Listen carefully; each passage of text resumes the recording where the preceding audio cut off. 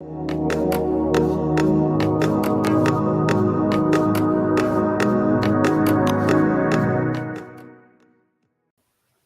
we're back with another episode of the Pop Culture Cosmos.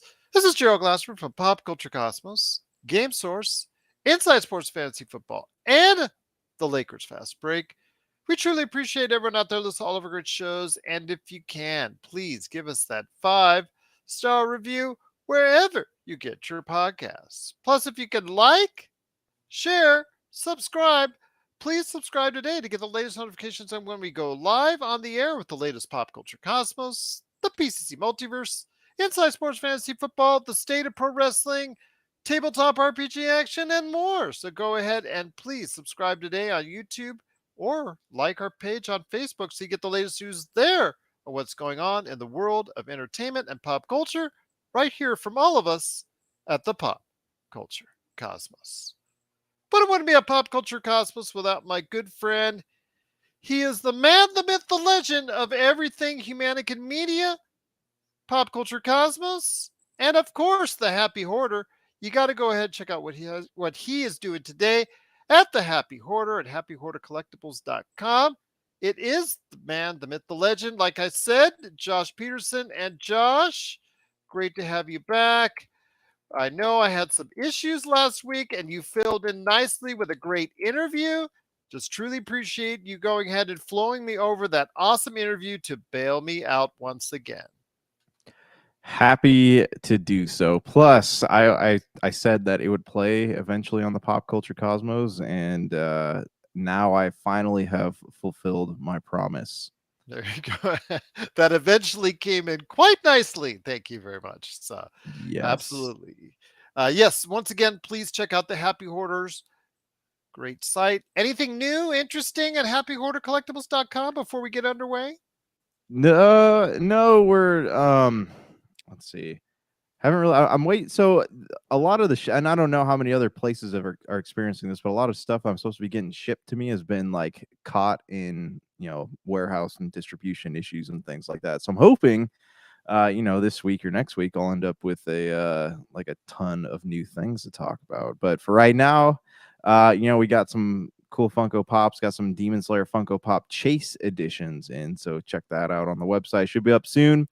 And, we got some Pokemon cards too. So if you got to catch them all, catch them on the happyhoardercollectibles.com. Absolutely. And this weekend was, and I warned everybody ahead of time, National Cinema Day, had a chance to catch Oppenheimer. It is well worth the watch. My wife did call me and ask me, well, did you think it was fun? And the idea of fun and watching Oppenheimer are not exactly going together. It's just a well-made movie, a well-acted movie, well-constructed, chronicling the life and all the mystery and all the intrigue and all the backstabbing and all the subversion and all the things that went into Oppenheimer's complicated life. But it is something that I think that people should go out of their way to watch. Some people have called him the most important individual in human history. And the reason why are outlined and explained both for and against that in regards to just the people that were working with him and the people that were working against him, chronicling throughout the entire movie. It is well paced. I think it is. I think you have to put it up there with The Dark Knight for Christopher Nolan, my friend, as some of his best work ever.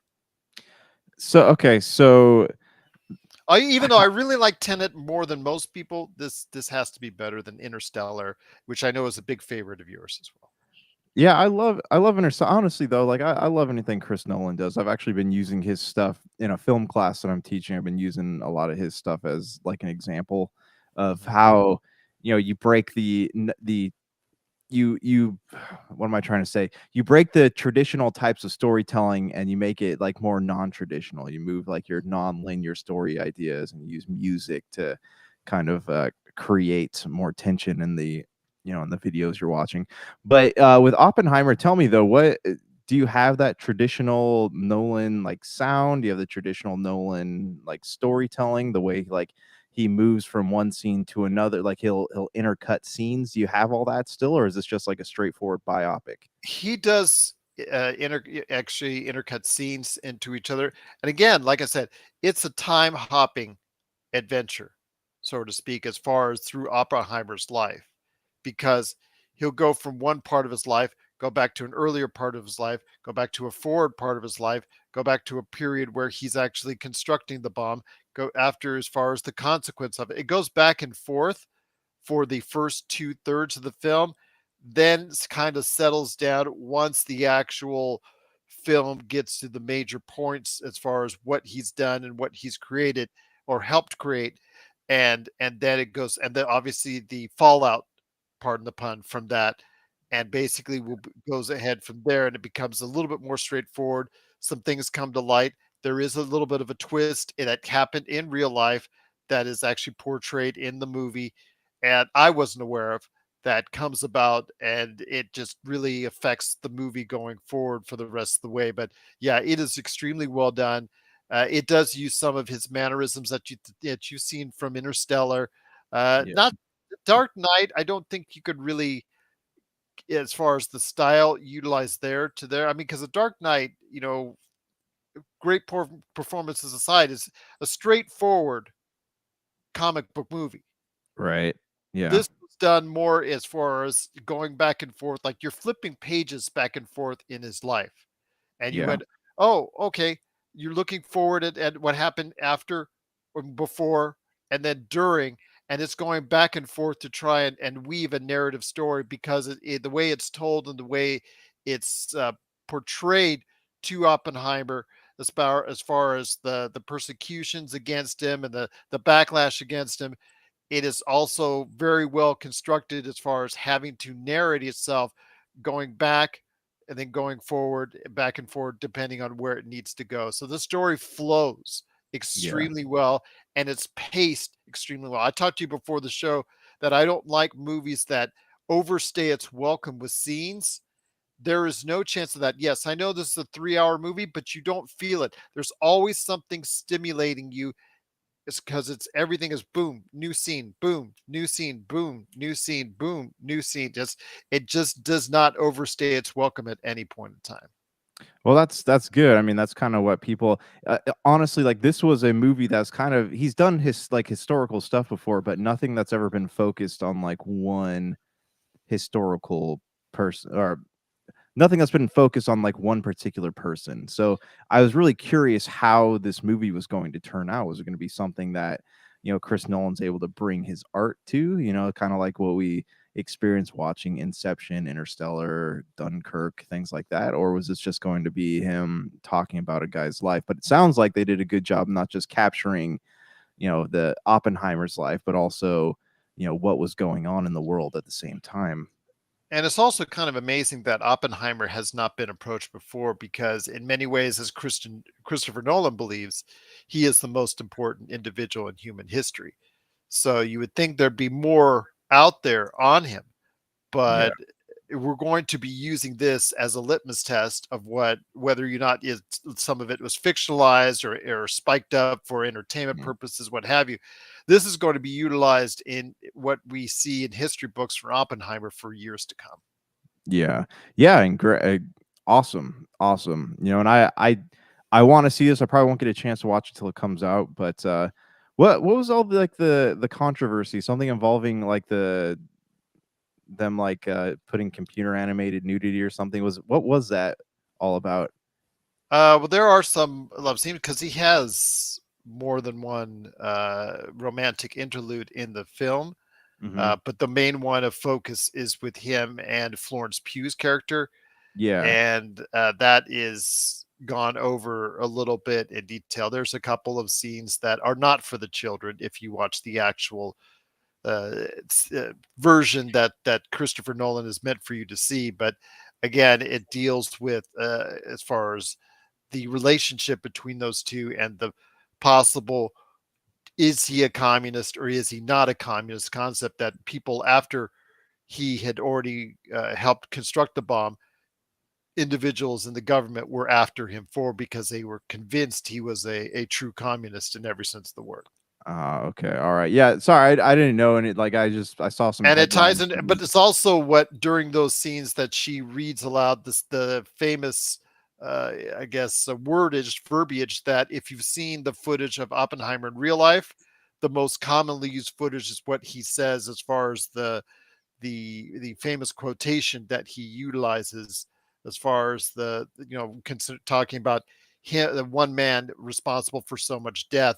I don't want to go over the actual phrase of it because that part of it when it's read in during the movie is actually that's the reason why for the controversy. So Okay, all yeah, right. Yeah, yeah, I was curious about. I had seen headlines about, hadn't actually like and read anything about it. and what she reads off of is makes it more controversial. Let's just put it that way. So. Okay, all right, all right. Yeah, well, I mean, like I said, I want to check it out when it comes out. I just haven't.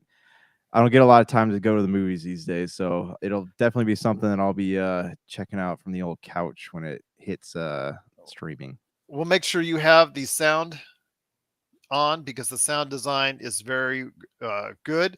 There are times of sudden bursts of sound. I will tell people that, but if you really have a good sound system and are willing to go ahead and know that going in that there's sudden bursts of sound every now and then during the course of the film, that it's going to be something well worth watching. It is definitely a look into a man that I only knew about as far as printed paper, printed pages on my history book, and now I feel like I know him more because of what I saw.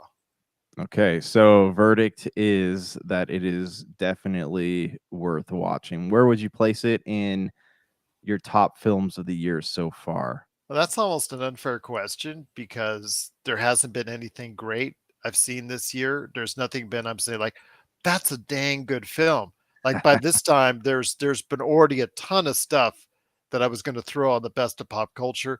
My best of pop culture is the list right now is not as large as I would like to see it, and Okay. this obviously has to go to the top of it. Again, very well made, very well constructed, tells a great narrative about the individual at large, and it does. I know you're not big into message films, but his life and what happened after the detonation of the atomic bomb led him led him to change a tune or change a narrative on how he wanted to go ahead and go through the rest of his life as far as the destructiveness of the atomic bomb and Yeah.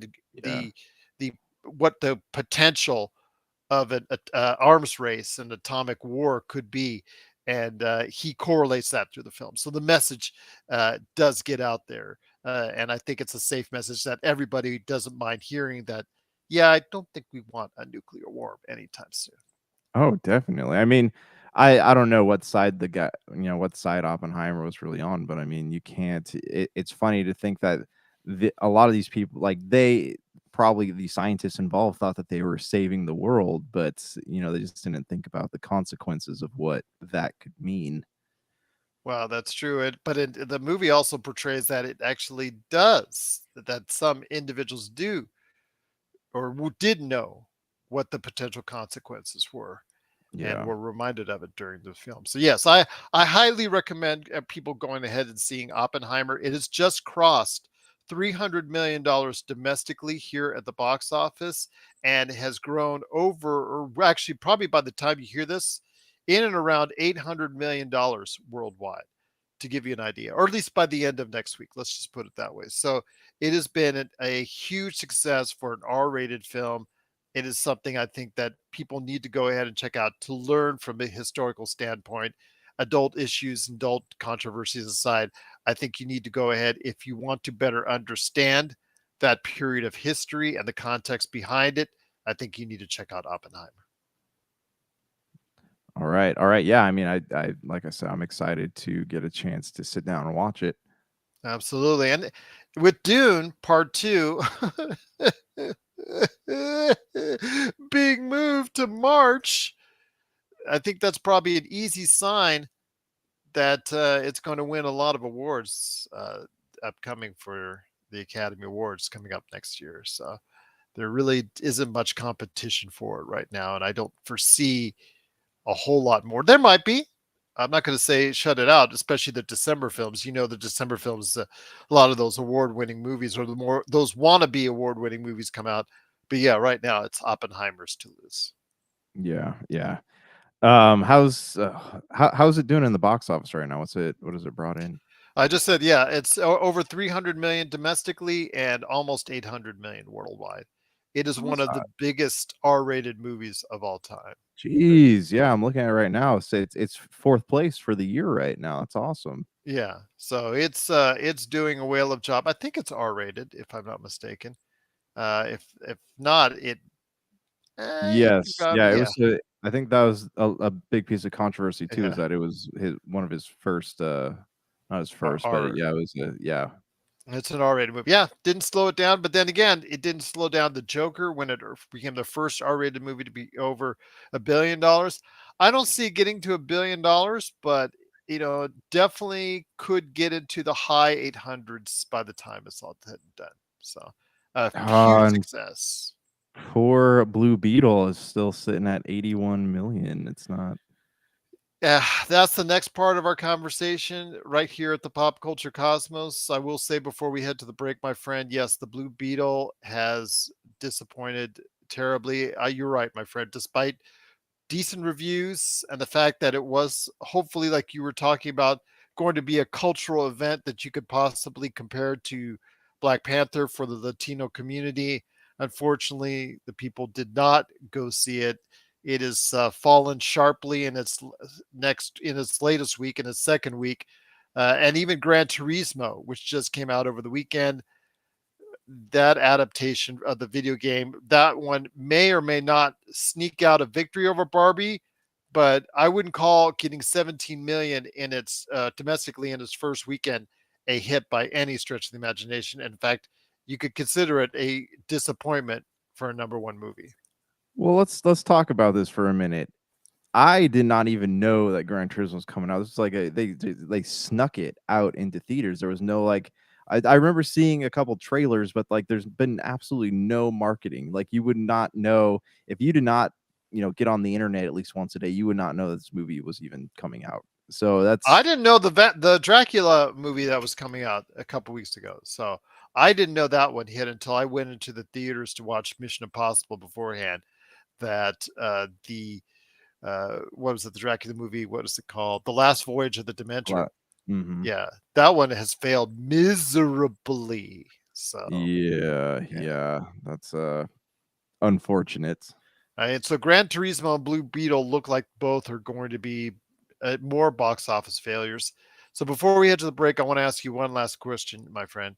When it comes to this year, I understand that year over year that the box office itself will be more than it was last year because everybody's starting to come back from COVID. Today, as we're talking on National Cinema Day, a lot of people are going to the theater for the first time because of the $4 movies than what since before COVID. I get that, Yeah. but I don't feel like it's a successful year for the movies because there have been so many failures, so many box office failures. So even despite the overall numbers being more by the end of this year, what is the way it looks like, I still don't feel like it's been a successful year for the box office. Well, we've only had 25 movies cross $100 million. So yeah, I mean, I would definitely But even the ones agree that with have you on crossed that. $100 million, a lot of them are very underwhelming. Yeah, absolutely. But this might have been a good year for movies like that to come out. But yeah, I don't know. Like, there's a lot of things on here. Like, everyone expected big things from Indiana Jones, didn't quite make it past 400 million. Transformers. This is what probably the first one that didn't even cross $500 million. Mission Most of Impossible. Mission Impossible, Marvel's Ant-Man and the Wasp, and Spider-Man Across the Spider-Verse. Well, they performed. They didn't quite get the oomph that these It studios are it probably did well hoping for from. 1 week and then tanked Yeah, hard right. after that. Right, even like Fast 10, like that surprises me too, because that's a $1 billion franchise. So Yep. seeing that, and Oppenheimer just beat it. So yeah, yeah, and it sounds like Oppenheimer deserves it though. I mean, the Oppenheimer is Chris Nolan makes makes films. You know, he makes films. He doesn't make explosions. He just makes films. Fast 10 is like a montage of explosions and race cars. What are your thoughts out there on the box office battle this weekend? And did you go ahead and celebrate National Cinema Day? We'd love to hear your thoughts. Popculturecosmos at yahoo.com. Well, my friend, before we go ahead and leave Gamescom, which I guess is now, I'm going to have to admit it, and I did, I think, last week on the PC Multiverse, the quintessential gaming event for the industry every year now, because as you know, E3, I think I'm about ready to dig dirt on E3 because it looks like E3 is not coming back anytime soon. So No, absolutely not. Yeah. you're gonna have to say Gamescom is the quintessential place, and I more power to them. More power to them. It's I'm just really sad as someone who has enjoyed E3 like you and I have for so many years, but it looks like Gamescom is now the event for the gaming industry. The problem is from a domestic level, from a North American level, does it translate enough everything that happens in Cologne, Germany, coming over here and translating it to a business sense over here? Does that all that news from there travel to over here to our consumers? No, I don't think so. I mean, this is not one like IGN keeps up with it, right? IGN, Yes. GameSpot, places like that, they keep up with it, but it's not something that really generates a lot of hype from people, you know, because Mhm. you already have all those summer gaming conferences. You have it take place in May and June. So by the time those are done, everyone's like, oh, okay, well, next year. And then no one really knows like what's going on at Gamescom. Maybe if it was something that took place in America, that might be a different story, but who really knows? I personally like I have not been following it as much as I would like to, but I haven't really seen anything spectacular coming out of it. We've seen a new trailer for Alan Wake 2. We've seen some updates on what Xbox is up to. We saw an extended thing of Starfield, but other than that, there's not really been any like big wow world premiere moments. That's the problem, I think. That's something that I maybe the industry is going to slowly start migrating over there as far as to understand its importance because you could have all these loose affiliated press conferences during the middle of June, my friend, but it just seems Mhm. like it's a little. Did it seem like it was a little scattershot to you during June? Just it wasn't organized. It was just like, okay, we need to do something around June, just because we've always done something around June. But Yeah. what Nintendo did theirs in late May, and then some others did theirs in June, and just like over the course of a few days, and then like over a course of a couple weeks actually. And I don't know, it just seemed all scattershot. The industry, I think, needs to come together, needs to understand Gamescom is a great event attended by over 100,000 people in Germany, but I Mhm. just don't think that it's going to be the event unless they make it the quintessential event. They make it more special, and they make it that it's going to translate to everyone out there, but it's really going to be hard being at that location as for American consumers at least.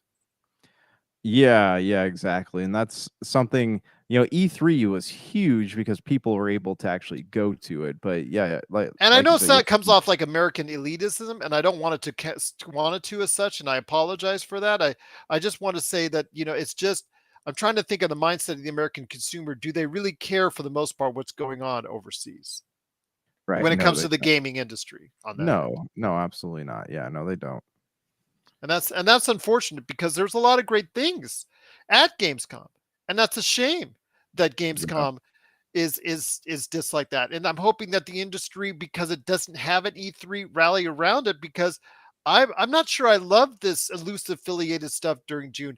I want a centralized platform during June if that's going to be the case. And E3 should have been it. And E3 should be it each and every year. But since you don't have an E3, it sounds like you should go ahead and just bring more love to Gamescom. Maybe in turn it would bring more love here back to the States. Yeah, yeah, absolutely. But I hear that Gamescom is one of like the biggest worldwide video game events out there, so it's hard Oh, to it's really not even say. close. I mean, they're well over 100,000 people attending that conference Yeah, right. So it's hard to to for the say. public. Yeah, yeah. So if it were brought to America, and what would actually like what would that do to the would it still be as big as it is? Yeah, I hear you. But I do want to go ahead and say once again that there was some good things that came out of what we saw with Gamescom. I mean, obviously, when you have so many games that were actually introduced that or shown off, I should say, shown off.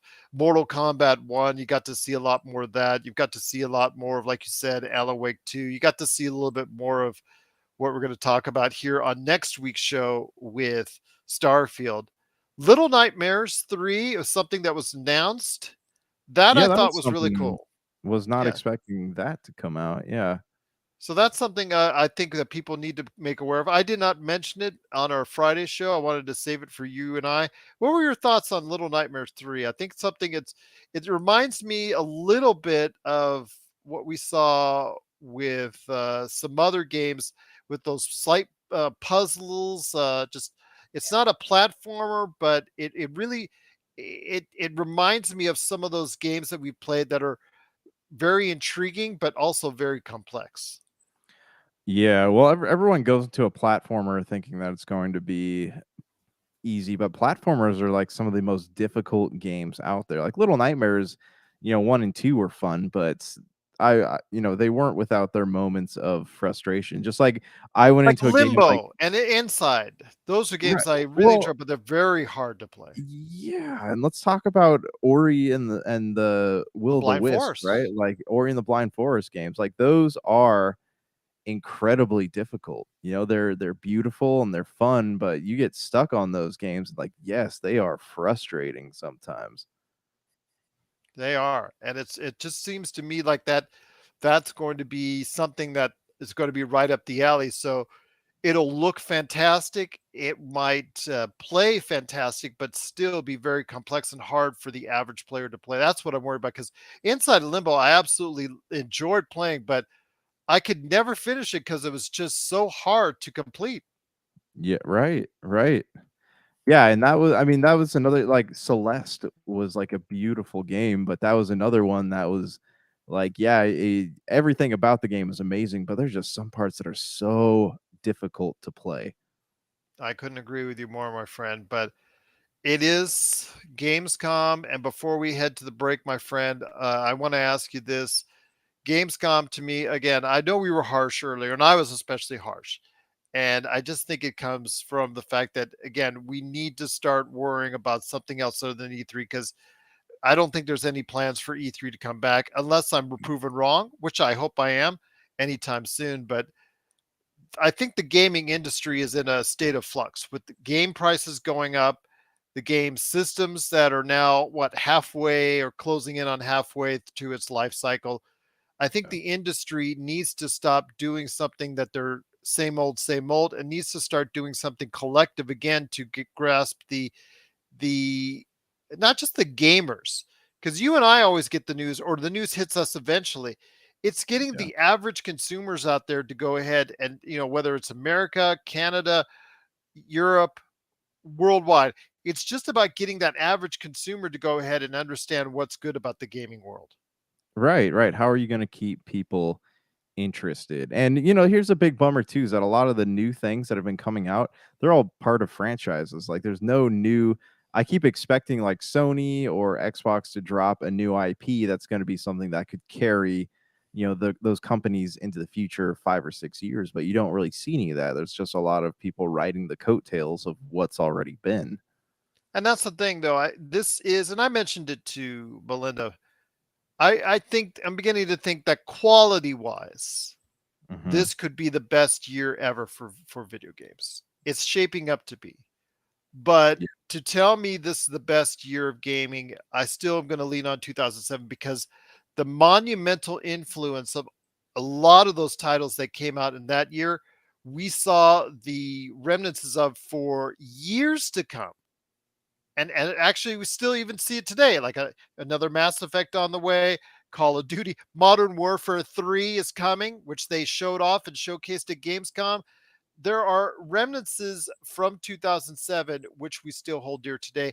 I'm not Yeah. sure if everything or a lot of the games that are coming today will set the pace for the future franchises going forward for the next decade, like they did in 2007. Yeah, you're right. I mean, it's really hard to tell because I don't know about you, but the past few years that we've had these gaming conferences, there's nothing that's been created the excitement of like wanting to go. And I know they don't do midnight releases anymore, but there's nothing that's really Don't you created miss that. those? I do, I do. It's just like the people you meet there and like the community that happens there. But there's nothing that's come out that's been something that made me feel like, oh man, I wish there was a midnight premiere for this. I'm getting close to it though. Within a matter of a few days, a certain Bethesda game.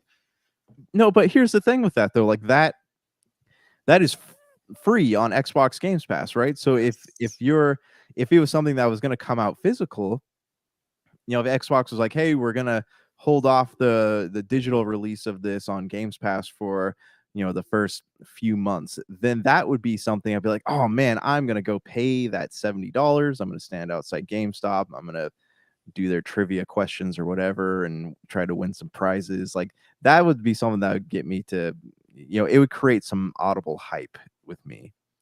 That it would. And although I'm still hyped, man. I'm still hyped. I'm gonna say right now, I am waiting for this game.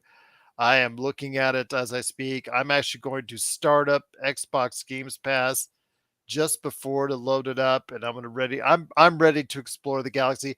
Although the likings and the as far as the similarities to a certain game that I have right behind my head here in Mass Effect, that cannot be overlooked.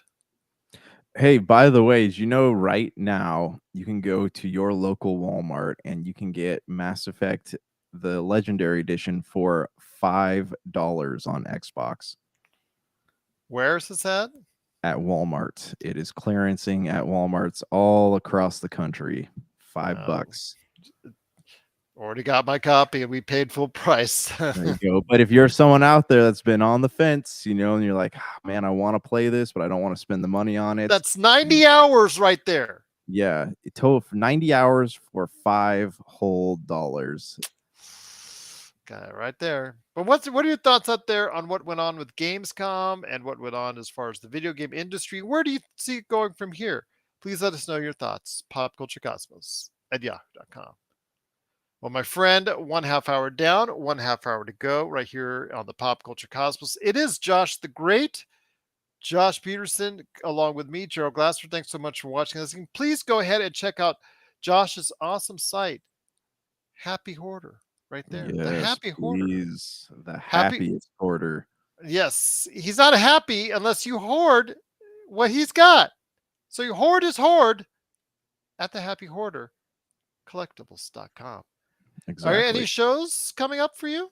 No, I'm trying to get into one called Giganticon out here in Killeen. But I haven't heard back yet. We might do Anime Frontier by Crunchyroll out in Fort Worth in December, but nothing planned as of yet. I got to get that next show on the book here soon though. Absolutely. No worries. But go ahead and check out what he's doing today at happyhoardercollectibles.com. Follow him on social media at the Happy Hoarder so you can get the latest notifications on where he's at with the Happy Hoarder right there for you. Speaking of anime, since you mentioned Crunchyroll and anime, One Piece, the live action version is coming this week to Netflix. So I want to hear your thoughts on this, my friend. The last time they did a live action series, it was, how should I say it? I enjoyed it. I said on the show I liked it, but the hardcores and the audience kind of dwindled down and kind of died down after a few weeks on that previous effort that they tried to do. So, what are your thoughts on One Piece coming as a live action adaptation, a live action adaptation for Netflix? You know what's funny is like you would have thought that Cowboy Bebop had the same like cult following, or not not cult following, but like the same amount of fans that loved that show just like One Piece does. But One Piece is like, I don't know, it's like the difference between watching a Marvel and a DC film, right? Because One Piece fans are vast. There are so many of them out there. So I if they mess this up, if this is something that has Cowboy Bebop vibes to it, they're going to anger a lot of people. And I love that the original creator of the show was involved this time around, whereas the creator of Cowboy Bebop was very like he was involved but not as much. So I like the idea that the original creator of the show was like, it's not going out until I feel like it's ready to be released. So that gives me some hope. But man, can you imagine like how much faith people will have in anime live adaptations if Netflix screws us up? I hear you, my friend, but with the way they've been making a generic action picture after generic action flick after generic action flick lately that have really no substance, and I'm Yeah. looking at you, Chris Hemsworth and Gal Gadot, in regards to it. It just seems like that I don't hold much faith because you and I, around the pandemic and even before that with Netflix, saw some really high quality films, whether they made them themselves internally or bought them and just to put them on their platform. I was really impressed by that. They have since leaned away from that and gone to just whatever they can to go ahead and garner views because they realize that Yeah. critically adapted films don't always generate audiences, although in this case Oppenheimer did, but there are other most indications like when you have independent films out there, when you have critically acclaimed films, they don't usually come running for it. So they've decided to go ahead and get the mindless action flicks that dominate the screen on Netflix. But I'm hoping that they'll go ahead and they'll learn their lessons from Cowboy Bebop. Even though, again, I said I liked it and I enjoyed it, and I had not watched the anime previously. I know that to the hardcores and to the audiences at large, their interest in it waned rather quickly, and that's the worst sign for Netflix. If you're not willing to go ahead and go through the entire series and watch it all the way through, that's a sign that that's not going to last. Yeah, it's funny, like, I didn't love Cowboy Bebop, but I didn't hate it either. Like, I would have been I was excited at the aspect of them carrying on a story, like, I thought carrying the on. support characters were excellent in their roles. John Cho was, you take it or leave it, but I thought the other Yeah, characters were like, excellent, and I thought they deserved another chance at Jet another Black season. and, Faye Valentine. Yeah, they were Yes, great, but, I really liked the idea of, like, being able to see almost, like, what happens next, what a sequel to Cowboy Bebop have been like, because they covered a probably good 85% of the anime in the show, so they would have been going into unexplored territory, and that would have been really cool. So, it just makes me wonder, like, how can One Piece not end up doing the same thing? How can it end up being not failing like Cowboy Bebop did? Because right now there aren't really any good live anime adaptations out there that have really the goodwill of people. So this is a dangerous game that One Piece is playing. it is. It is. It's a big risk for Netflix, and Netflix does not have the attention span to keep something going. I mean, when you're canceling Cobra Kai, and Cobra Kai still does huge numbers, Did they cancel Cobra Kai? they ended the last season will be the end. They basically Oh, said you're man, on your way out whether you like it or not. that's So crazy. That's yeah, insane. yeah. So they don't have the attention span, to take anything that's middling ratings or let something grow in the ratings because they just don't have the time for it. They're not going to put resources into it. It either gets the ratings, has people watching all the way through, or it doesn't and it's gone. That's so sad. It's such a sad commentary. Like, it would be better to take your time on something, put something out that people like really love than to just keep launching out things that don't do so well. That's what Bloodhound is saying right there. It's the metrics are based off of attracting new subscribers, and that's true. It is. It's just all they care about is who they have and who they're going to get. That's all. That's right there, my friend. And they're not shying away from it. They're not telling you one thing and then delivering another. They're telling you the way it is. That's the way they like, and that's the way they're going to deal with it going forward. It's sad, and this is like where I understand why cable companies hate these streaming companies, because these cable companies are going out of business for a lot of streaming networks that are just putting out garbage. This is true. But if the garbage is watched, is it truly garbage? If that's the case. Yeah, that's fair enough. Yeah, I don't know. But what are your thoughts out there on One Piece? Please let us know your thoughts. Popculturecosmos at yahoo.com.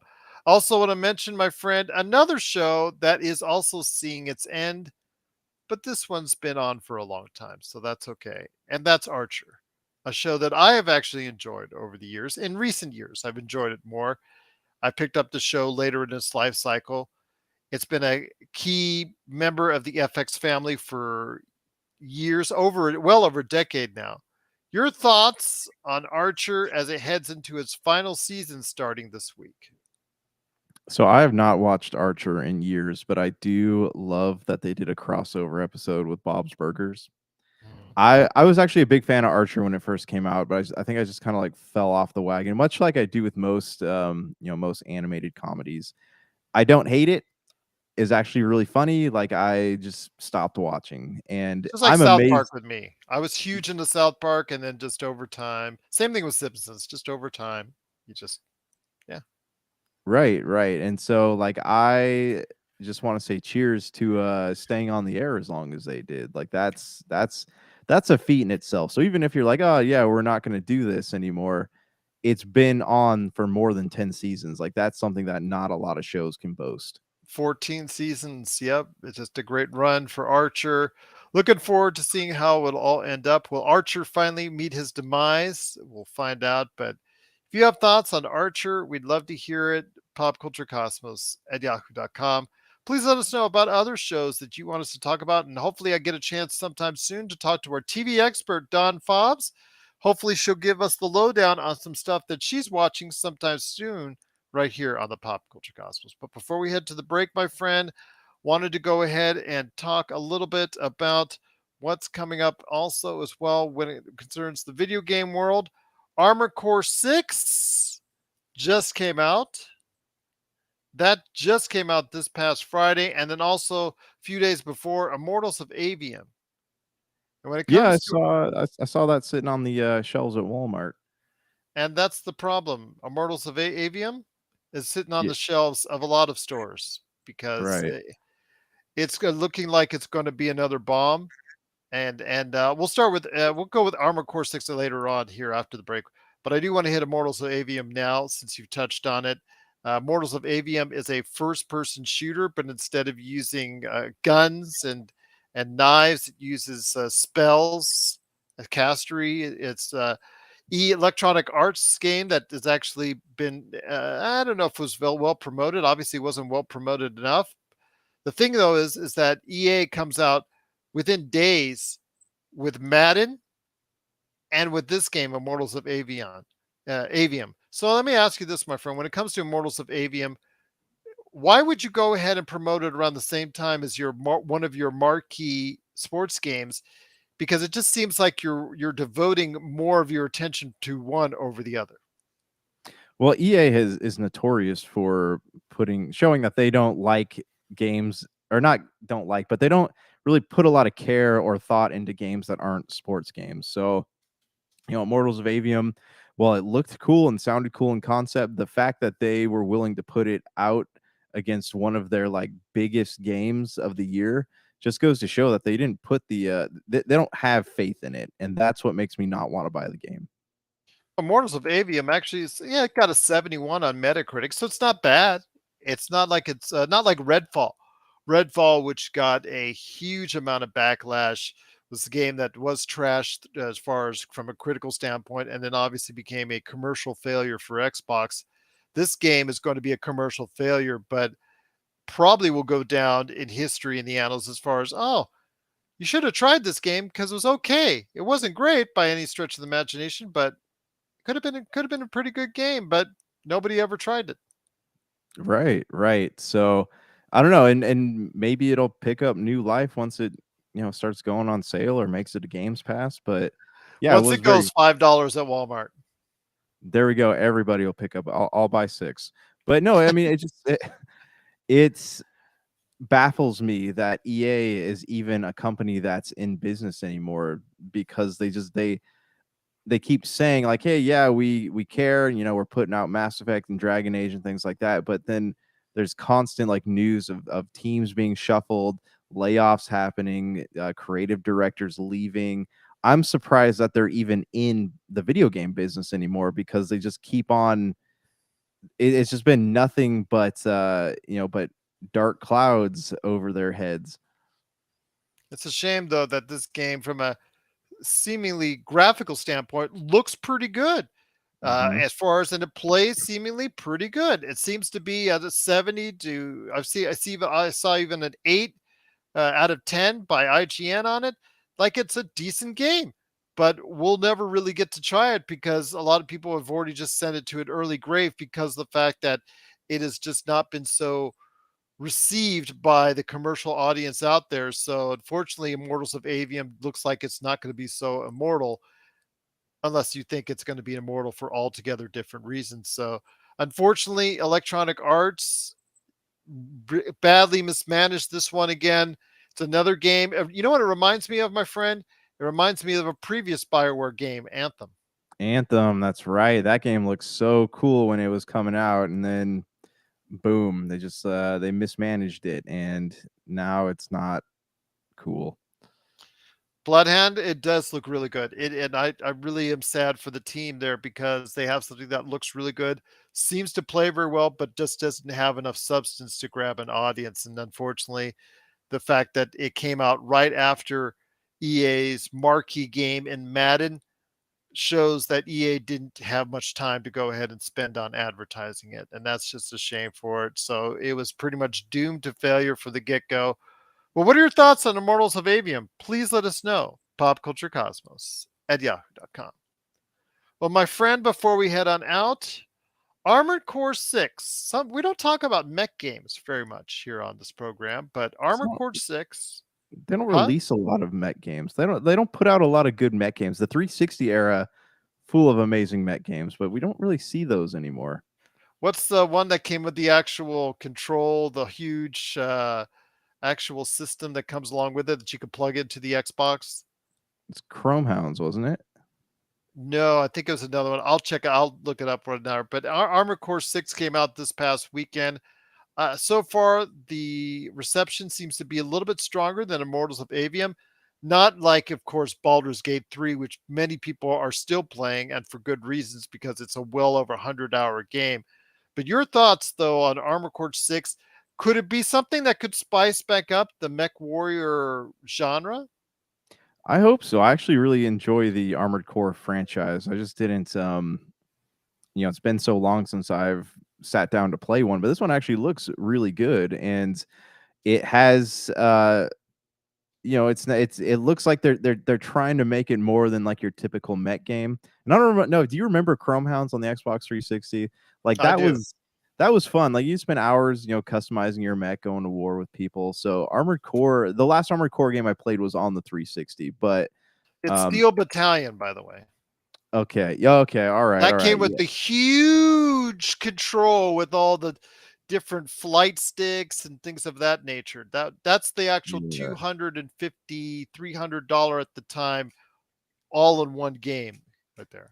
So Bloodhound's saying it's the first Armored Core game in 10 years. So it's possible the last Armored Core game I played was, the last Armored Core game that came out was the one on the 360. I don't remember. But this game actually it looks fun. It looks really good. As soon as I get a chance to as soon as I finish Final Fantasy 16, I'll probably, check this one out because I have been pretty excited about it. So, well, that Bloodhound also makes a good point in regards to Titanfall, which could have revolutionized the mech genre, and it was just basically very solid multiplayer. just sensationalized a lot of as far as the base jumping and things of that nature, as far Mm. as the wall jumping, as far as how that was correlated, as far as in and out of the mech suit, just really something that was transformed multiplayer gaming. And I think that it just was not, again, stop me if you haven't heard this in the past 15 minutes. Electronic Arts and the way it lacked of support for this game and this IP was part of the reason for its downfall. Titanfall was great. Like that was a game that could have carried on into multiple sequels, but yeah, they just kind of like let it die, and I think that that was not a great idea on their part. You know, they it migrated what somewhere loosely into Legends that has actually That's grown a life that's of its right. own. Yeah. Yeah. And that was, and again, like Titanfall 2, that was around the time when that came out, was around the time they were talking about doing all those battle royale games was the new flavor of the week. So I guess I can see why that evolved into Apex Legends, but still, like if they were to bring out a Titanfall 3 and actually put some time and effort into it, I think that it would probably sell pretty well. So I ask you, my friend, could Armor Core 6 be something that lasts and stays with an audience, or is it just going to get swept under by the upcoming games like Starfield, of course, Call of Duty, of course, everything that you're going to see for the holiday season? Is Fires of Rubicon going to be unfortunately burnt to a crisp by the fires of Rubicon? I don't think so. I think it has come out well enough ahead of, Starfield that it will be people who want to play it on day one will have the opportunity to sit there and play it. And it's close enough to the holidays to where like if it goes on sale, people will still be willing to pick it up and throw it into that back catalog and get it eventually. I think it's in a good place right now. If it came out like the week before Starfield, that might be a whole different story. Okay. Well, we'll see. Again, I'm hoping for the best of success for it. It's actually garnered right around an 84. I'm sorry, 84 on Metacritic. So that's a really solid score, a really solid score for a really good game. A lot of people are being receptive to it. So, what are your thoughts out there on Armored Core 6, The Fires of Rubicon? Are you willing to go back into the realm of mech and mech warriors with this game? Or are you going to go ahead and check out something else or wait for Starfield? Please let me know your thoughts out there. Popculturecosmos at yahoo.com. Well, my friend, before we head on out, one of the things that was shown off in more extensive detail at this past Gamescom was the PlayStation Portal. And I wanted to have a little bit of conversation with you on it. Melinda will speak glowingly of it, but she just as soon as she figured out, she and I were talking back and forth about what it was and what it's designed to do. Your thoughts on the PlayStation Portable, this new streamer, as I was trying to go ahead and say, the PlayStation Portal. It's not exactly its own system. It's just like a conduit for what you're playing on the PS5.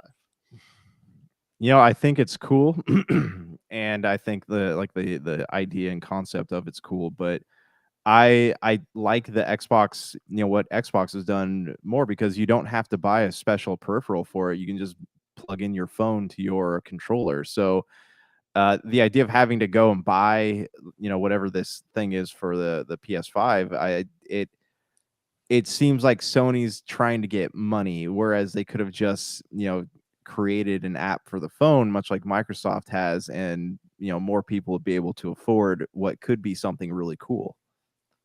Okay, fair enough. So I just think when it comes to what we're seeing with that, with the PlayStation Portal, it kind of makes me sad though, my friend. Uh, because again, as someone who had the Vita, who enjoyed the Vita, who loved his Vita, but realized there was really nowhere to go with Vita because it just wasn't getting the third party support or even the first party support. It's just a theme with PlayStation. I you love I love my PlayStation 4. I'm pretty sure when I get a PS5, I'm gonna love my PS5. The All right. system part is it's not the question, but it's all these peripherals that they've had over the years, even to the point where it's PSVR 1 and PSVR 2. They just don't have patience in letting all those things go out. The only thing they've ever had patience on as far as a peripheral, not even their cellular phones, the only thing they've ever had is a PSP as something that they've had as a peripheral that really, really absolutely they've stood 100% behind.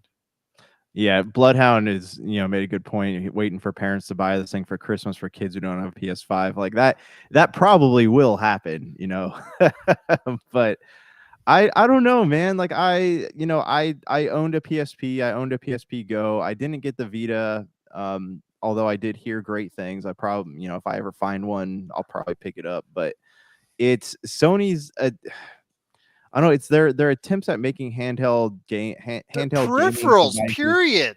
Yeah, right, exactly. And so while the idea, like I said, the idea is really cool, but there's like they're stupid expensive. There's not really a lot of follow through, and eventually they just like, oh well, not enough people are doing this anymore, so let's just shut it down.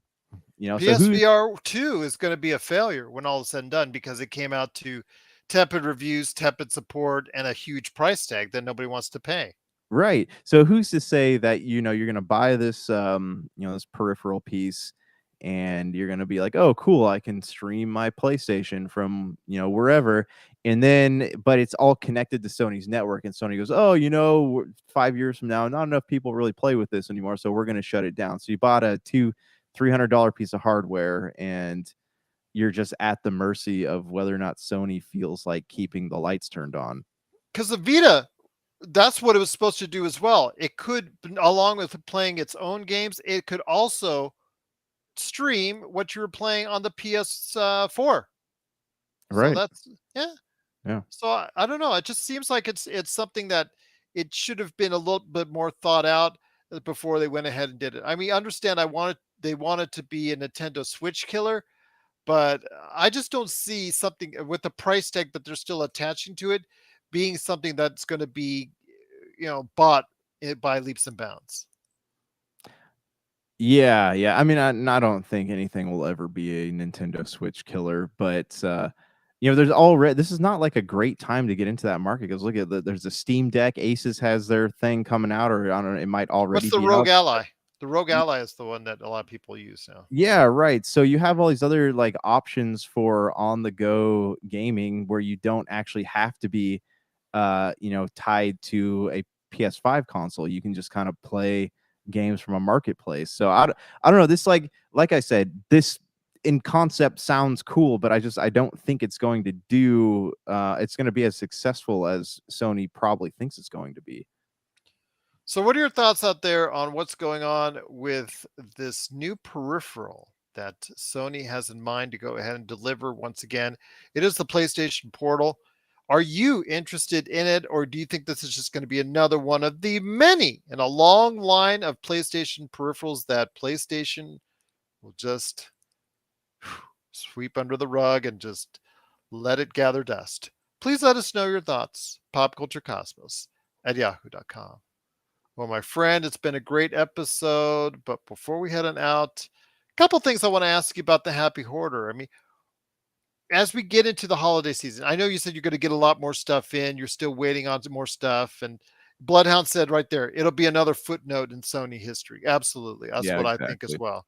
Yeah. And well said, Bloodhound. Before we head on out, though, my friend, I know that we talked to you. You're trying to go ahead and get more things in, and you've had some discussions and all that. But what is selling right now at your store? What is hot in the collectible worlds before we head on out? Oh my gosh. So we just did Colossal Con last weekend, and our main like items that we sold have been Funko Pops and Pokemon cards. So okay.